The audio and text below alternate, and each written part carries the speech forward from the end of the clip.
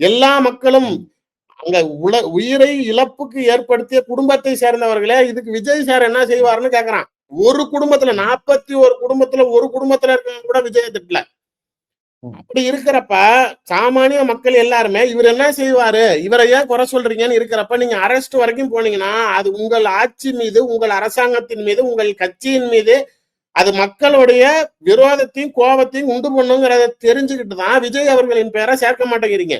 Sir ரேம்ப்ல நடந்து போறப்ப, ஒரு கட்சிக்காரன் ஏறி உள்ள வந்தான், பவுன்சர் தூக்கி எறிஞ்சிட்டான்னு சொல்லிட்டு, அந்த தூக்கி போட்டவன்கிட்ட இருந்து கம்ப்ளைண்ட் வாங்கி விஜய் மேல எஃப்ஐஆர் போட்டுச்சு இந்த மானங்கெட்ட அரசு.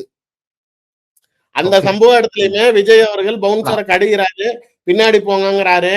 ஏன் இப்படி செஞ்சேன்னு கோவப்படுறாரு. இன்னொன்னு அந்த இடத்துக்குள்ளார யாரும் வரக்கூடாதுன்னு தான் கிரீஸ் தடவி அவ்வளவு தூரம் ரேம்ப் போட்டு பக்கத்துல 10 அடிக்கு இன்னொரு கம்பி கட்டி நடுவுல ஆட்கள் ஏறக்கூடாதுன்னு பண்ணப்ப, நான் அததான் கேட்கறது. முதலமைச்சருடைய கான்வாய் போறப்ப டிராபிக் க்ளோஸ் ம். செய்யப்படுகிறது. அப்ப அந்த பாதைக்குள் முதலமைச்சரை கட்டிப்பிடிப்பதற்கு அவர் மேல உள்ள ஒரு ரசிகனோ, இல்ல ஒரு ஆர்வ மிகுதியில ஒரு தொண்டனோ போனா, நாளைக்கு முதலமைச்சர் மேல வழக்கு போடுவீங்களா? இல்ல வந்தவன் மேல வழக்கு போடுவீங்களா?